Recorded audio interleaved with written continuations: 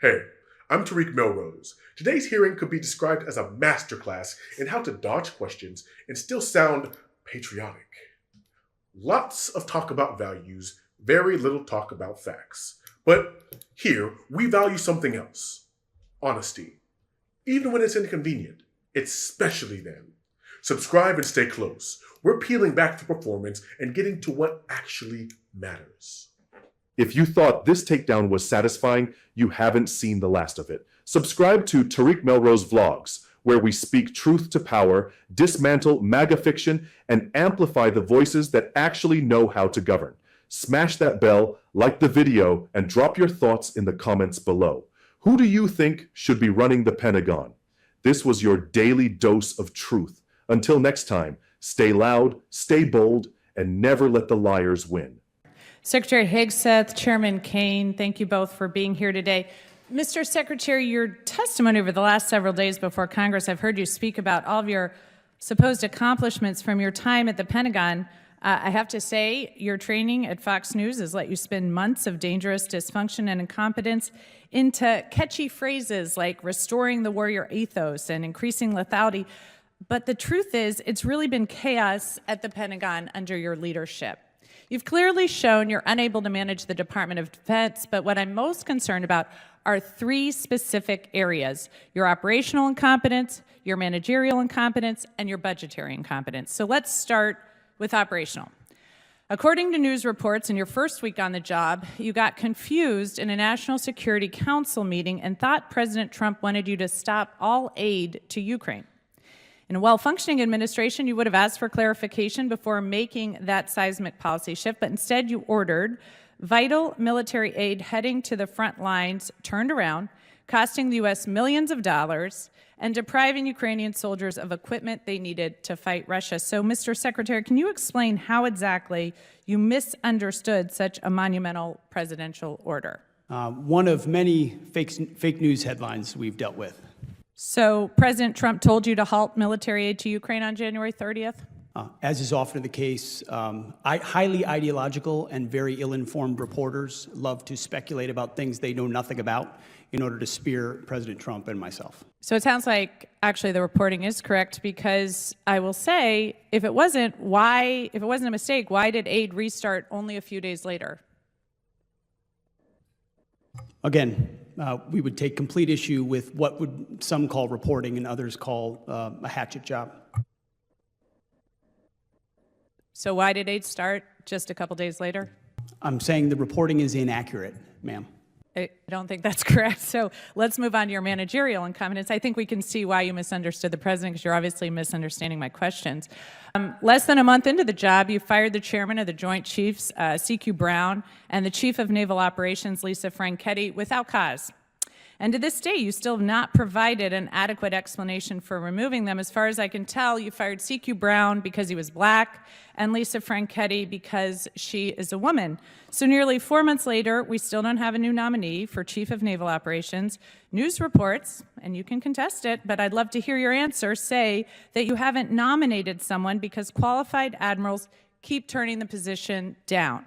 So tell me, Mr. Secretary, when will Congress receive your nomination for the next chairman of the next chief of naval operations? Ma'am, with all due respect, I would suggest not believing every headline you read. With all due respect, I'd like your nomination. When will we see it? There has not a single admiral or any military official has turned down a position that's been So when will we see provided. your nominee for the chief of naval operations? In due time, for all the right reasons. Again, I think we've seen the managerial incompetence. Okay, let's move on to budgetary incompetence. You missed the deadline to submit a draft defense budget to Congress, which makes it impossible for us to complete our work on the NDAA or appropriations, and makes it more likely you'll receive delays in funding you need for new acquisitions, programs, and other priorities. Additionally, you're blowing money on poorly conceived operations and vanity projects for President Trump. Retrofitting the Qatari jet to serve as Air Force One will cost about $400 million. The parade in D.C. this weekend will cost upwards of $40 million.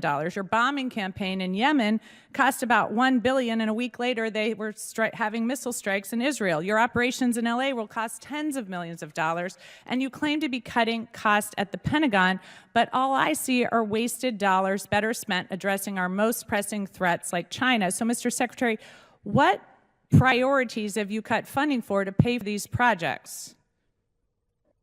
Ma'am, I would just say your list left off securing the southern border. So, Mr. Secretary, what priorities have you cut funding for to pay for these projects? We make trade-offs every day, and I would imagine what we want to spend on is quite different than what the previous administration did. Well, I think Made the American those changes quickly, and they're reflected in this budget, and we're very proud of them. I think the American people can see why I'm so concerned about this incompetence. Thank you, and I yield back. Gentlelady yields back. Chair, and I recognize the gentleman from Florida, Mr. Mills. Thank you. Yield back my time. Gentleman's time's expired. Chair, and I recognize the gentlelady from New Hampshire, Ms. Goodlander.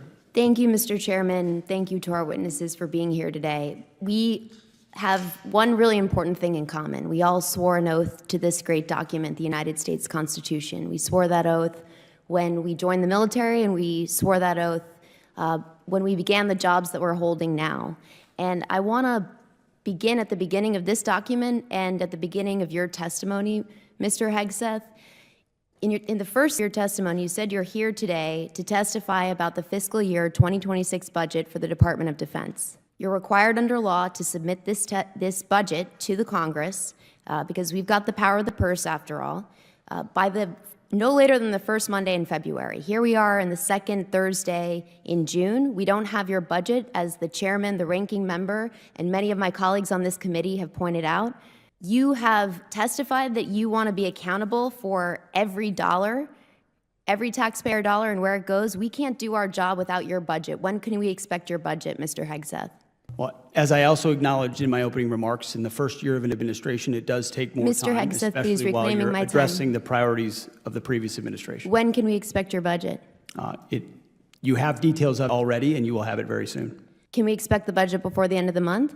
I would refer to Bryn, but I know there are a great deal of detail that is already with the committee. Okay, let the record reflect that you haven't given us a commitment, but you're required by law to do so. You're also required by law to pass an audit. That's been true since the 1990s. The Department of Defense is the only department that has continually failed an audit. You've committed to passing an audit in 2028, but we expect you to pass an audit this year and hope you will work with us to achieve that goal.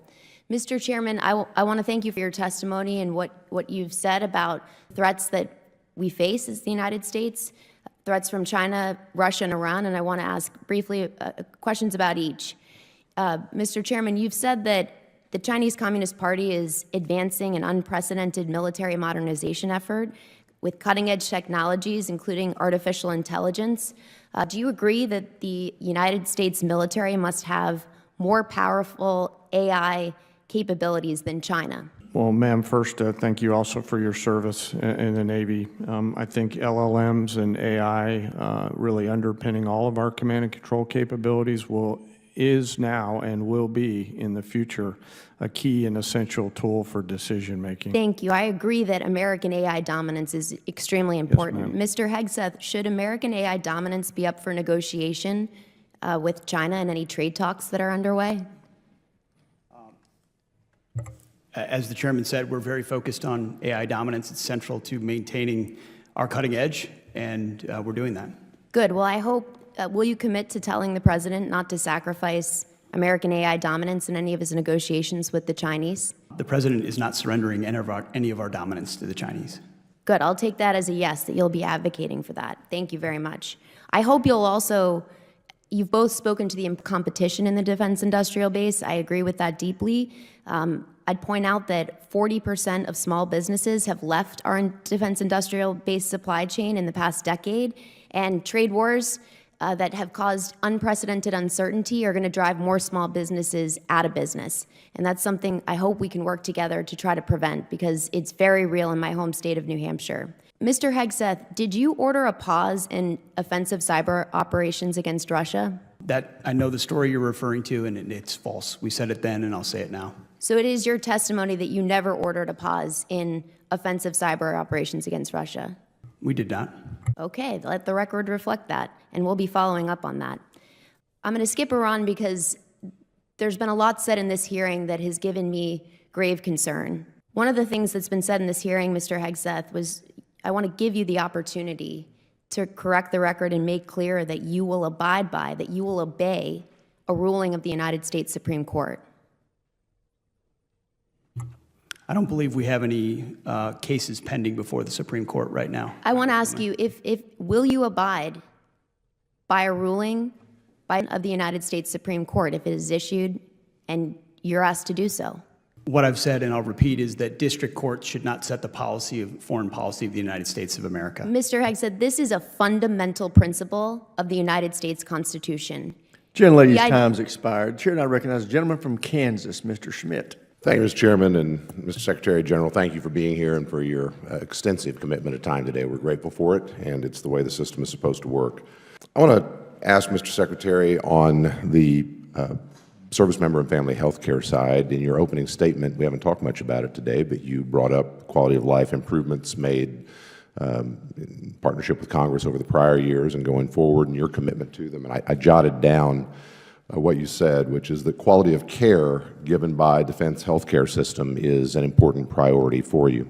At the end of the last year, prior to the current administration's service in office, there was concern in many base towns, Army-based towns, about what we viewed as a push from the Biden administration to downgrade a number of our healthcare facilities. I represent, among others, Fort. Welcome back to Tariq Melrose Vlogs, where we dissect the noise, cut through the propaganda, and shine a bright, unforgiving light on Republican dysfunction. And today, we bring you the absolute political unraveling of Trump ally and Fox News mascot, Pete Hegseth, who walked into Congress like he was still on a Hannity segment and got absolutely torched by Democrats armed with facts, receipts, and a deep understanding of constitutional responsibility.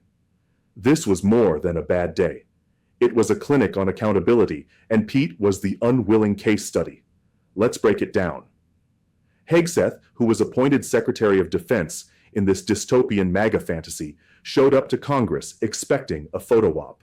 What he got instead was a reckoning. Democratic representatives came with questions, real questions, questions about budget delays, operational incompetence, and strategic mismanagement that left our allies in the lurch, our military weakened, and our enemies emboldened. One Democrat didn't hold back. Your training at Fox News might help you craft a few catchy phrases, but it clearly didn't teach you how to lead the Pentagon. And that was just the beginning. Within his first week on the job, Hegseth reportedly misunderstood Trump's instruction and halted military aid to Ukraine. The result? Delays in life-saving equipment to Ukrainian forces fighting Russian aggression, millions of taxpayer dollars wasted, and no clear explanation. When asked point blank how he could misinterpret such a monumental directive, Pete dodged, repeatedly, claiming it was all fake news and smears by the liberal press. But here's the thing, if it were all lies, why did the aid resume just days later? He had no answer, just more deflection. Hegseth's management decisions were even more disturbing. He abruptly fired Chairman of the Joint Chiefs C.Q. Brown and Chief of Naval Operations Lisa Franchetti, the former a respected black leader, the latter a trailblazing woman. When pressed about why he removed them, Hegseth had nothing, just vague excuses and empty denials. And when Democrats pointed out that months later there was still no replacement nominated, Pete fumbled. Multiple qualified admirals had turned down the job. Why? Because no serious military leader wants to work for a man who treats the Pentagon like a cable news studio. Then came the budget, or rather, the lack of one. Despite being legally obligated to submit a defense budget by the first Monday in February, Hegseth had nothing to show by mid-June. In the meantime, hundreds of millions were being blown on Trump's vanity projects, retrofitting foreign jets to serve as Air Force One, orchestrating parades straight out of the authoritarian playbook, and dropping bombs in Yemen without strategic follow-through. The Pentagon under Hegseth wasn't a model of strength. It was a monument to waste, confusion, and personal ego. Throughout the hearing, Democrats didn't just ask questions. They brought receipts. They quoted the Constitution. They cited the law. They laid bare the cost of Hegseth's incompetence, not just in dollars, but in American credibility, security, and trust. Every time Pete tried to shift blame, he was brought right back to the facts. Every time he tried to grandstand, he was grounded in reality. And when he claimed the audit delay was no big deal, Democrats reminded him the Pentagon is the only department that has consistently failed to pass an audit since the 1990s. Every minute of this hearing was a masterclass in exposure. And by the time the Democrats yielded back their time, Pete Hegseth was out of excuses and out of air. In a truly jaw-dropping moment, Hegseth was asked whether he would abide by a ruling from the U.S. Supreme Court. Instead of a clear yes, he rambled about how district courts shouldn't dictate foreign policy. Translation: he doesn't know the difference between a binding SCOTUS decision and a TV debate.